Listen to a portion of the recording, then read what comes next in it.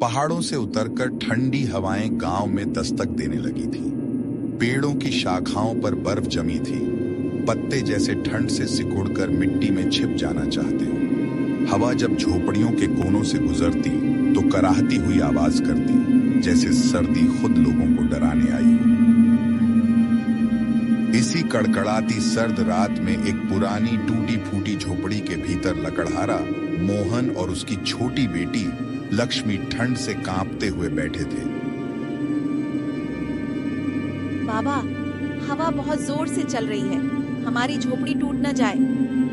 मोहन तुरंत उसे अपने पास बैठाते हुए बोलता है, अरे नहीं पगली, तेरे बाबा है ना, जब तक मैं हूँ कोई ठंड तुझे छू भी नहीं सकती। लक्ष्मी हल्की सी मुस्कुराई, पर उसके नीले पड़ते होंठ उसके डर को छुपा नहीं पाए। मोहन की आंखों में चिंता थी, क्योंकि चूल्हा बुझ चुका था और लकड़ियां भी खत्म। आज रात भी अगर ठंड जीती तो जिंदगी हार जाएगी। ठंड जैसे कह रही हो, मैं अभी खत्म नहीं, असली मुश्किल तो अब शुरू होगी। सुबह की पहली किरण भी गर्मी नहीं, बल्कि और ठंड लेकर आई थी। बर्फ जमे पत्तों पर लक्ष्मी के कदम पड़ते ही छर्र छर्र की आवाज होती। ठंडी हवा उसके गालों पर चाबुक की तरह पड़ रही थी। मोहन कुल्हाड़ी कंधे पर टांगे जंगल की ओर बढ़ा। लक्ष्मी उसके पीछे पीछे छोटी छोटी दौड़ती।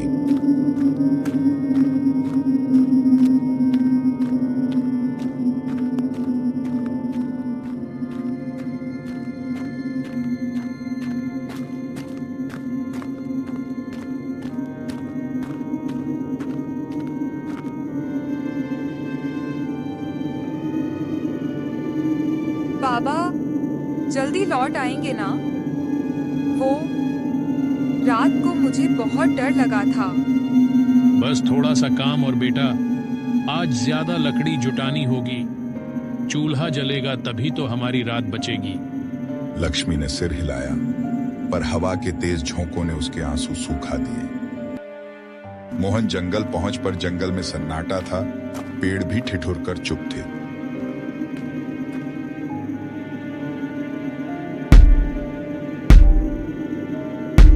मोहन के हाथ सुन्न हो रहे थे, कंधे कांप रहे थे। कुल्हाड़ी चलाने में दर्द होता, पर वह रुक नहीं सकता था। लक्ष्मी ने चिंता से पूछा, बाबा, ये ठंडी हवा कब जाएगी? मोहन ने गहरी सांस ली। जब तक हम हिम्मत नहीं हारते, ठंड भी हार नहीं मानेगी बेटा। वह लकड़ियां बांधते हुए आसमान को देखता। बादल और भी काले हो रहे थे, जैसे कोई अनहोनी पेड़ों के पीछे छिपी उसका इंतजार कर रही हो। सुबह होते ही छोटी सी झोपड़ी की टीन वाली छत पर टप टप की आवाज आने लगी। लक्ष्मी चारपाई पर बैठकर अपनी फटी हुई शॉल को अच्छे से अपने चारों तरफ लपेट रही थी। चेहरा सिर्फ थोड़ा सा दिखाई दे रहा था। मोहन दीवार के पास खड़ा बाहर झांक रहा था। उसने हाथ बाहर निकाला तो बर्फ जैसे ठंडे पानी के साथ छोटे छोटे सफेद बर्फ के टुकड़े हथेली पर गिरे। वह चौंक गया। अरे, ये तो ओले पड़ रहे हैं। हवा अंदर तक चुभ रही थी। मोहन ने झोपड़ी का दरवाजा बंद किया और जाकर लक्ष्मी के पास बैठ गया। लक्ष्मी धीमी आवाज में बोली, बाबा, आज लकड़ी लाएंगे ना? बहुत ठंड लग रही है और भूख भी। मोहन ने उसकी शॉल ठीक की। हाँ बेटा, जैसे ही बारिश रुकेगी मैं जंगल जाऊंगा। लक्ष्मी ने उसकी आंखों में देखा। बाबा, आपने कल भी कहा था।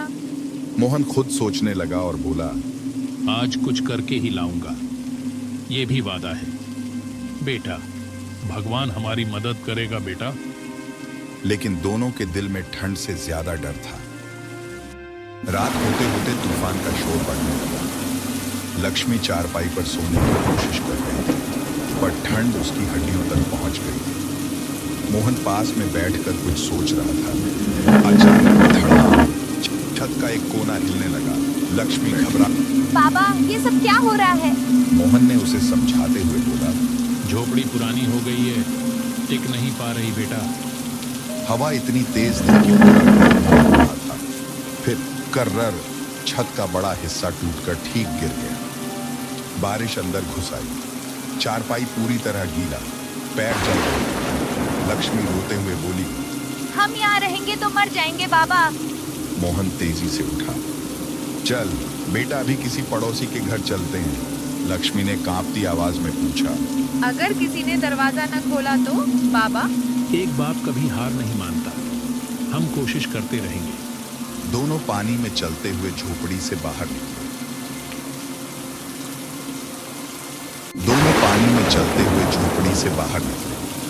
पीछे मुड़कर देखा, उनका घर अंधेरी रात में टूटता हुआ जैसे मदद की पुकार कर रहा हो। सामने सिर्फ तूफान का अंधेरा और एक उम्मीद का रास्ता। बारिश लगातार तेज होती जा रही थी। लक्ष्मी मोहन का हाथ कसकर पकड़े चल रही थी। उसकी छोटी बाबू बस जल्दी चलो, बहुत ठंड लग रही है, लक्ष्मी ने कांपते हुए कहा। चिंता मत कर बेटा, राजू हमारा अपना है, वो हमें अंदर आने देगा। वे जैसे तैसे पानी से बचते हुए राजू के घर के दरवाजे तक पहुंचे। अंदर से चाय और पकौड़ों की खुशबू लक्ष्मी के पेट को और तड़पा रही थी। मोहन ने हिम्मत करके दरवाजा खटखटाया। राजू, मेरी झोपड़ी गिर गई, लक्ष्मी ठंड में कांप रही है, बस थोड़ी देर अंदर बैठने दे दे। कुछ क्षण चुप्पी, फिर दरवाजे की एक छोटी सी दरार खुली। राजू दिखा, उसके चेहरे पर कोई चिंता नहीं थी। अरे भाई, अंदर जगह नहीं है, हम खुद ही तंग पड़े हैं, कहीं और कोशिश कर लें। और झटके से दरवाजा बंद, फिर उसी दीवार के पीछे से हंसी, जैसे कोई दुख कभी उनके दरवाजे पर आया ही ना हो। लक्ष्मी की आंखों में धुंधले आंसू चमक उठे। मोहन ने उसका हाथ कसकर थामा और बोला, चल बेटा, हमें कोई ना कोई तो जरूर मिलेगा। लेकिन उसके दिल की आवाज टूटी हुई थी।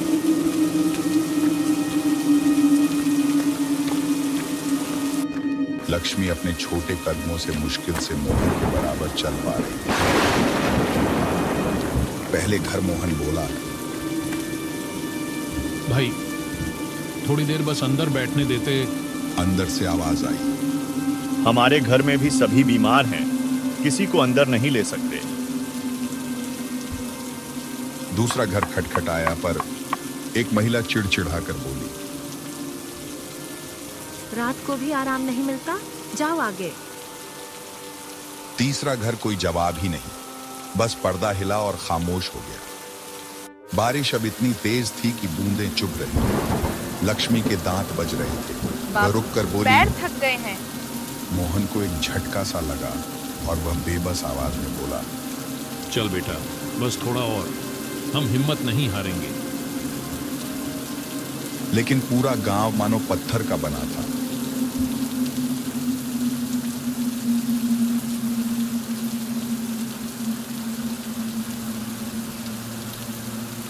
आखिरकार मोहन उसे लेकर गांव के बाहर वाले बड़े पीपल के पेड़ तक पहुंचा।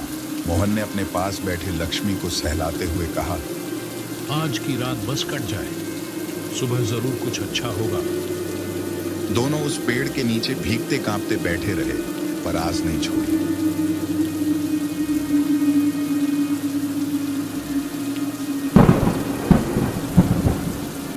नहीं थी, बर्फीली ठंड में भी किरणें में गायब था, और वो हिम्मत नहीं हारे।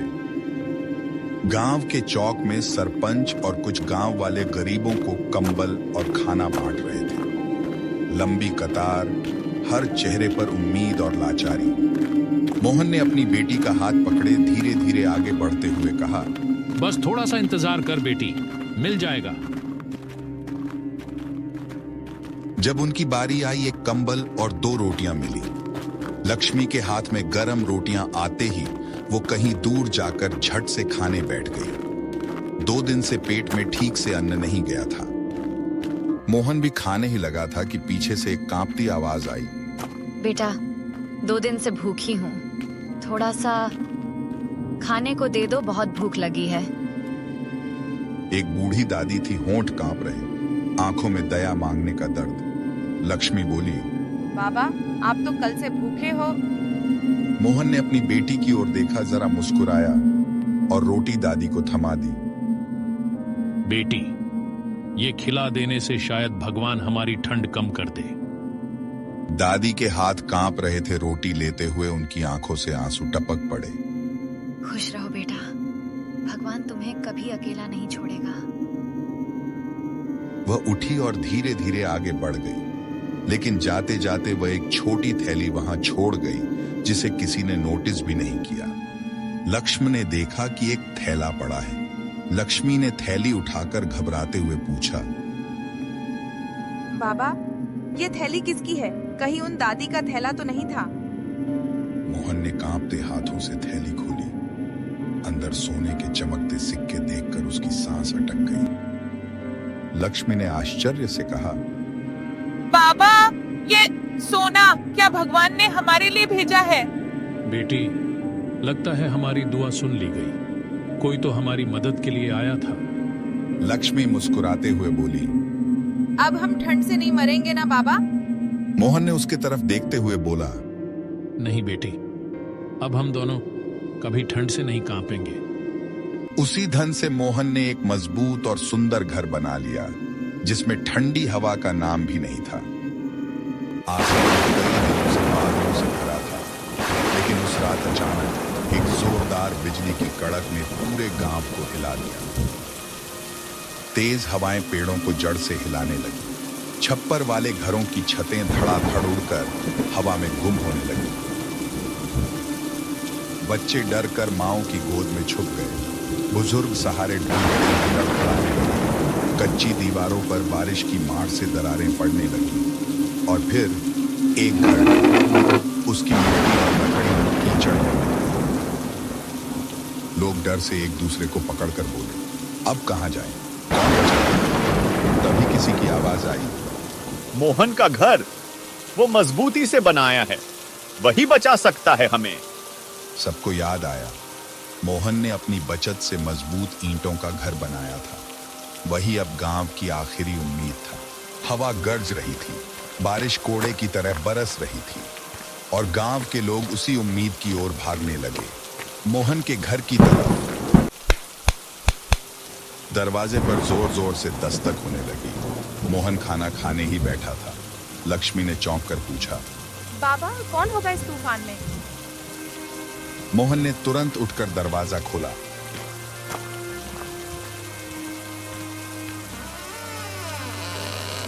सामने भीगे कपड़ों में कांपते हुए सैकड़ों बच्चों की दहशत उनकी सिहरती उंगलियों में दिख रही थी।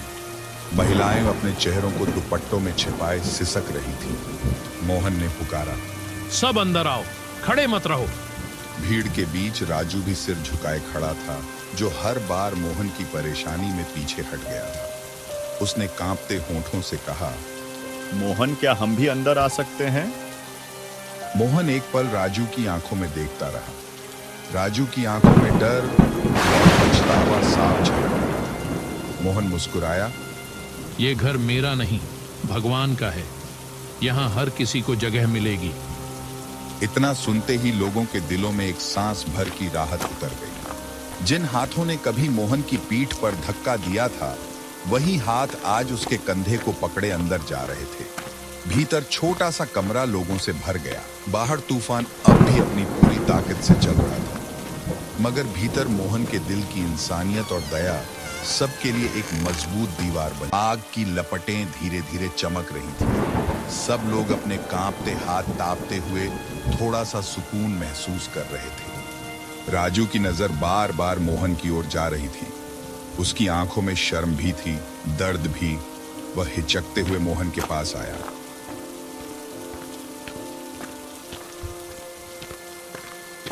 मोहन, मुझे माफ कर दे दोस्त। उस रात मैंने बस खुद को देखा। तुम्हारी मजबूरी, तुम्हारी बेटी की ठंड, सब नजरअंदाज कर दी। मैं बहुत स्वार्थी था। कड़वाहट की एक भी लकीर नहीं, सिर्फ एक शांत मुस्कान। मोहन बोला, गलती कोई भी कर सकता है राजू, पर पछतावा ही इंसान को अच्छा बनाता है। याद रखना, मदद कभी छोटी नहीं होती और देर से की गई भलाई भी किसी की जिंदगी बदल सकती है। राजू की आंखें और भर आईं। आग की गर्माहट के साथ दिलों की ठंड भी पिघल रही थी। रात थोड़ी बीत चुकी थी, सभी थोड़े शांत हो चुके थे। अचानक दरवाजे पर हल्की सी दस्तक हुई। सब चौंक कर देखने लगे। वही बूढ़ी औरत जिसे मोहन ने अपना खाना दिया था, पर इस बार उसके चेहरे पर एक दिव्य प्रकाश। वह धीमे स्वर में बोली, मोहन बेटा, उस सर्द रात तुमने मेरी भूख मिटाई।